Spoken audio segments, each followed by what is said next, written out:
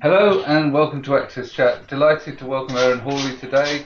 Apologise for any technical issues that we might have. I've been having a bit of a nightmare. Erin, we're delighted to have you on. I know you do work for Easterseals Thrive and you've been joining us on AXSChat for a while now, but you also do advocacy work elsewhere. So can you tell us a little bit about the work that you're doing with Easterseals Thrive? Sure. Easterseals Thrive is for young women with disabilities. And we do Twitter chats and Facebook chats, and we have different websites geared towards young women. Different, we did a chat about fashion. We did a chat about college and school, all different topics. So it's really fun. I enjoy doing it. So that's it. Excellent. How about your personal stuff, Erin? I know you do a lot of advocacy. Sorry, Neil, but tell us more about that too. So I run a blog and a Twitter account. It's the Gigi Gym, and I talk about different nerdy stuff like comic books and board games, and I mention disability in that nerd stuff, accessibility, and I also am a disability advocate, so I do a lot of different work, for people with disabilities. Yeah. I think actually the first AXSChat you came on was the one with Ian Hamilton where we were talking about gaming. Oh yeah? Yeah, I think that was probably the first time we crossed paths, and I have to say that I know that you're a big fan of sci-fi. I used to work for a company that specialised in sci-fi memorabilia, and so every month back in the day of VHS, we used to get delivered by a lorry load of Star Trek videos, which I would have to unload and send off to all of the people. I kind of got sick of Star Trek because it was heavy. But to be fair, I'm also a big sci-fi fan. I love sci-fi, yeah. I think Star Trek is my favorite. Yeah. I love Star Trek. Yeah. Yeah, I do. It's just that it was heavy, and they were exploiting the fans. Every time they'd repackage the series with a new spine image across the back of the spines, and the fans would buy the whole series all over again because it got a different spine image, and they'd line them up on their bookshelves. Yeah. Smart marketing. Yeah, I know. It's kind of cruel though. It was cruel to me because I was carrying them. But no, it's, in all seriousness, I think that sci-fi is great because it actually gives us an insight into some of the technologies that we use as assistive technologists and users of accessibility tools as to how we might use these things in the future, and it gives an insight into the potential of technology to change our worlds, like brain-computer interfaces and all this kind of stuff. Yeah, Deborah, I know you've got a question. Yeah. Thank you, Neil. And I agree with you. I think the technology and the sci-fi and all that stuff. I love all that stuff. I just am a big fan of it.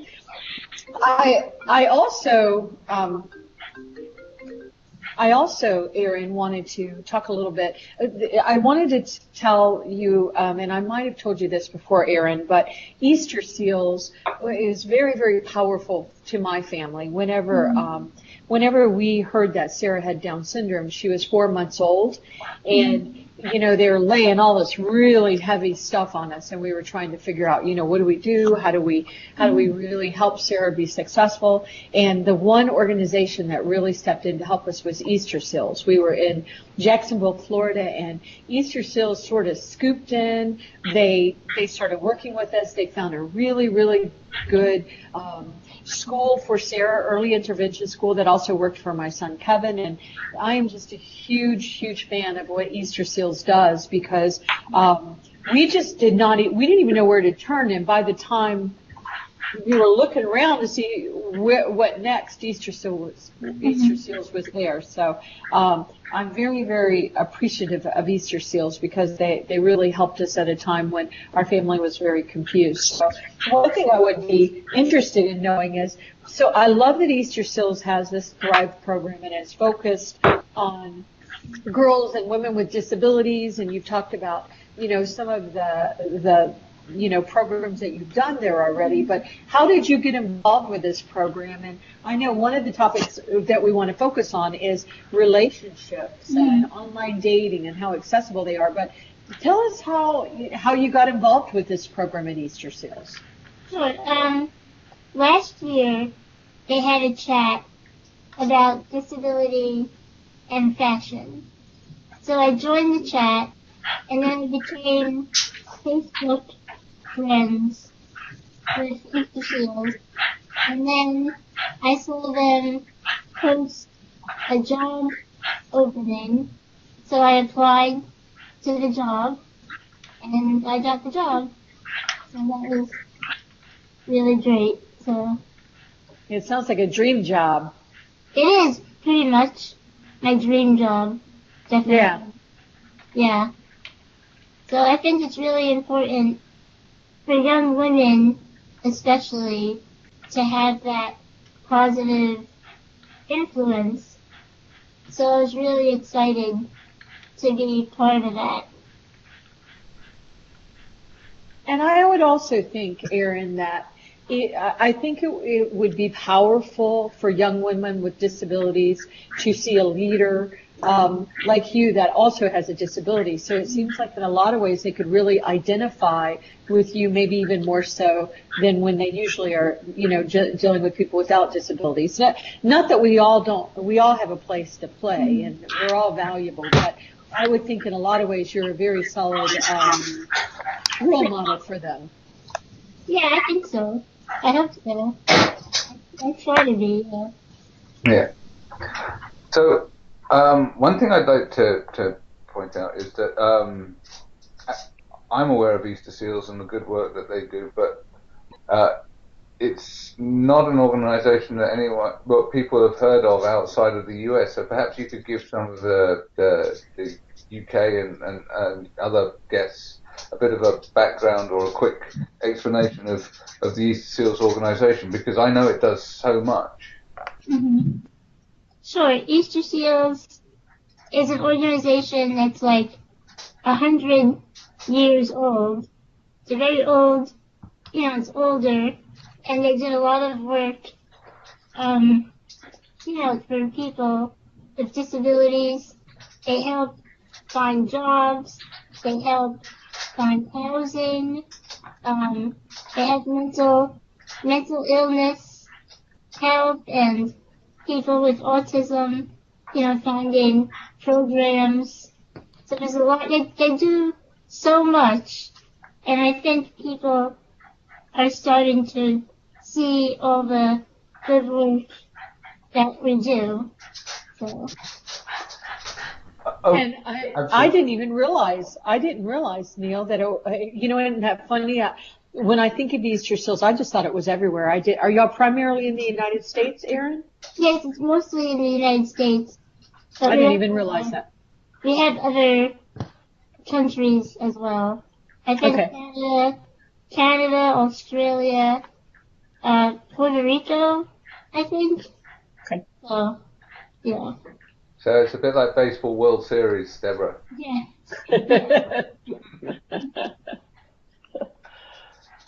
But I know the work's fantastic, and I came across the Easterseals through the Joining the Dots videos, all of the sort of stuff that they put out about people using technology and how it helps them and stuff like that. Fantastic resource. So going back to your subject of online dating, are there any particular dating sites that you think are more disability friendly than others? You know, are you regularly swiping right on Tinder, or is it, or are there other sites that are much more open and friendly and accessible? For me, the most accessible was OkCupid, which is a dating website. I mean, I don't really use accessibility features, so it's hard for me to say, you know, what's more or less accessible. But I found I got the most conversations and the most interest on OkCupid. They have a dating site specifically for people with disabilities, but it's not that big, so there's not a lot of people on the website, so it's hard to find somebody there. So Erin, they have a section specifically for people with disabilities. It seems, in a way, though, even though I'm sure I applaud their efforts, but it seems like we should all be included in all of it. I mean, do you think is it like an interest group so that you can, tell me more about it. I'm probably making assumptions that are not fair. OkCupid doesn't have it's for everybody. You don't have to have a disability, but you can search for disability and stuff comes up. But there are websites that are just for people with disabilities. Okay, all right, that makes more sense. I've tried those too, but not good. And what was it about the others that wasn't good? So because there wasn't that many people on the website, so it was hard finding somebody that lived locally, like lived near me. I found people in like Scandinavia, people in England, so it was hard finding somebody local on that website. Okay, that makes sense. Yeah. Where OkCupid has like millions and millions of people on it. So. Yeah, I know that Sarah Rue, and most people know that Sarah was born with Down syndrome, but, you know, we've actually played around with dating sites. You know, Sarah and I Sarah's a really good technologist. She's generally better with technology than I am, but I found that there were, on some of the sites, I would get a little nervous as a mother. You know, it's like I wasn't exactly sure if the people were who they said they were, and you know, so we had mixed results. But she actually did meet a couple of people that she had already known about, so it was good for friendship purposes. But it might be harder for I don't know as much about it. Yeah. Well, I met my boyfriend on Twitter. Oh, cool. Cool. Yeah, so that's good. It was weird. I was not looking for anybody, but I just found him on Twitter, and it was like an instant connection. That's cool. Yeah. That's great. I love Twitter. Yeah, me too. Yeah, we all love Twitter. We're all big fans of Twitter. Big fans of the little bird. Yeah, absolutely. So one of the other topics you expressed interest in talking about was about health and both, I think, mental health and also sort of Mhm. physical health and looking after yourself. So, what kind of advice do you give out through Easterseals Thrive on how to, you know, become healthy, stay healthy, So etc. we have a lot of content. Right now we're doing something about quitting smoking. So that's really good. And we always have a lot of mental health resources in every state. So that's really good. And, we promote exercise. We promote healthy living as much as possible. And, it's really great. And so what has the responses been, Erin? Do you find that young women, and should say women and girls with disabilities are joining these conversations more? Or do you seem to be getting out to the target market that Easterseal was trying to approach? I think I am. When I started working for Easterseals, the Thrive Twitter account had like 250 followers. And now, a year later, it has over 900. Wow, congratulations. And we're going to get you a bunch more on AXSChat this week. I hope so. Yeah. So I think the message is getting out there. Yeah.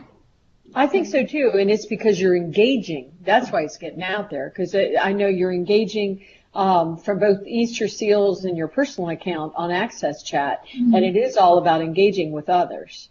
Right. I try and be as personable as I can on Twitter.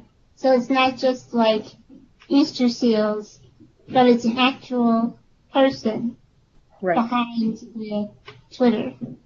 So. Which is very important, and we see sometimes a lot of organizations and corporations, they're not doing that, but people want to know who is behind that Twitter handle. Who are you? What do you stand for? It's very important for you there to be engagement, which is probably why you're seeing the successes that you're seeing.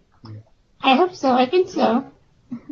Well, your results speak for themselves, so. Thank you. And I definitely think that that's true. You have to really be personable on kind of media.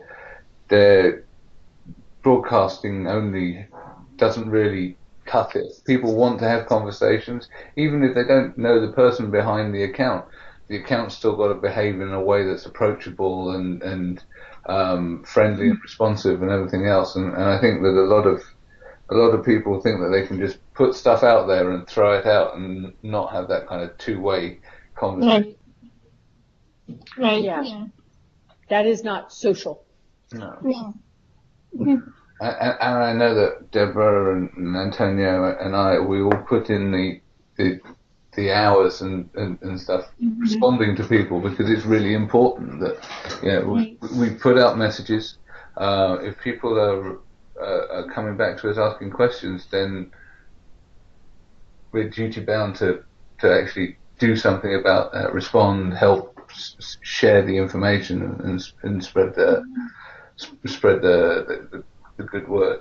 Yeah. So I think what you're doing is really important. Erin, I have a question about online dating sites. What do you wish developers that were creating or enhancing these online dating sites, what do you wish that they knew about people with disabilities and what the needs were and stuff? Any suggestions for them? I think they should communicate with actually disabled people with disabilities. They should connect with us and ask us how to make it more accessible. Because there's so many resources out there from people with disabilities. So if they ask us, we can share our concerns and, test it out, make it blind, accessible, all different. There's so many ways to make things accessible. And it's easy, and it's not expensive. Right. Right. And everything that they do, we talk about this a lot, everything you do to make those sites more accessible to people with disabilities makes it more accessible for all of us. Right. So it makes your site almost always more usable for everyone. Right. We talk about that a lot. Yeah. And it's not like it's small numbers of people either. And so they're wanting to attract people. I use the sense of attraction in both senses of the word. Then they want to attract the widest audience, and so they need to be thinking about that, because a lot of people with disabilities are dating people without disabilities, and vice versa, and therefore we need to be included in that whole process. Not that I'm using dating sites happily married man, making that clear on video right now. In case his wife is listening. Okay.